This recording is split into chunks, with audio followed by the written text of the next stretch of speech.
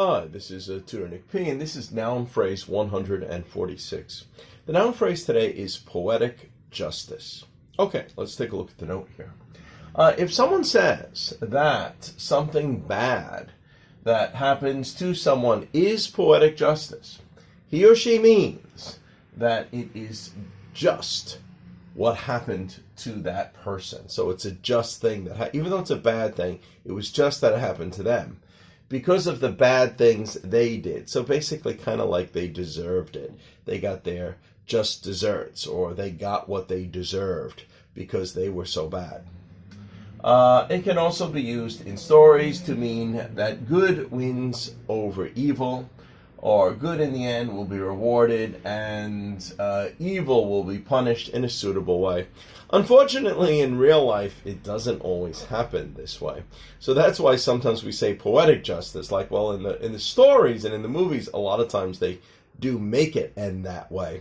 And sometimes when we do see it happen in real life, you can say it's poetic justice, like the poet or the writer wrote it in. But we know sometimes in real life, unfortunately, that doesn't always happen. Sometimes bad people do get away with bad things, at least for a while. Okay, anyway, let's go on. The origin of the idea goes back to 1678. There was a literary critic and historian named Thomas Rhymer, who is credited with creating the term. So he coined this term. He made this term. He coined it in an essay called The Tragedies of the Last Age Considered. Okay, in his thinking, in his mind, he demanded that the good character should always be rewarded and the evil punished, and that he implied there should be kind of a moral to the story. Maybe this way, it helps people. Maybe it teaches people in some way. All right, anyway, we got 3 different examples here. Let's look at number 1. That sweetheart swindler. Yeah, I've explained this in other videos before. That's like, especially an older guy that targets older women who have money. He falls in love with them, and then, he always showed a lot of money, like he was a rich businessman. But then, for some reason, some expenses come up. I don't know, maybe he says he's got a sick mother or something. His money's tied up. Can he just borrow the money for a short while? Don't worry, I'll pay right back. I got all these businesses. The women lend it to it, and then he takes off. So he often steals their money. That's a sweetheart swindler. Okay, anyway, let's look back at this. That sweetheart swindler conned many women out of their fortunes.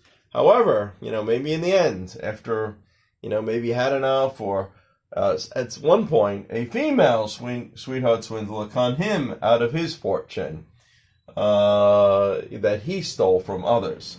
This is a real case of poetic justice. Yes, maybe he never expected somebody to do it back to him, what he did to others. Okay, good. Let's look at number 2 here. Okay, well, I guess we say here, the first one, just by chance that terrorist ended up being a victim of another terrorist attack. So he ended up, he wasn't doing this terrorist attack. He was just in the wrong place at the wrong time. He ended up being a victim, but he himself was a terrorist that did this to other people. And then, in this case, we might have somebody else who'll say, well, that's just poetic justice. Maybe he deserved it. Maybe that should have happened to him. Okay, here, and number 3 here. Many Hollywood movies have a theme of poetic justice in their plot. Yeah, so it is true. Hollywood often did have movies where the good guy, gets rewarded in the end, and the bad guy, gets punished. Even though, to be honest, there are some movies that don't do this, but still the majority do. And traditionally, they always did. So that's why we say that it's poetic justice, like in the stories. But unfortunately, not always in real life. Okay, anyway, I hope you got it. I hope it was clear. Hope it was informative. Thank you for your time. Bye-bye.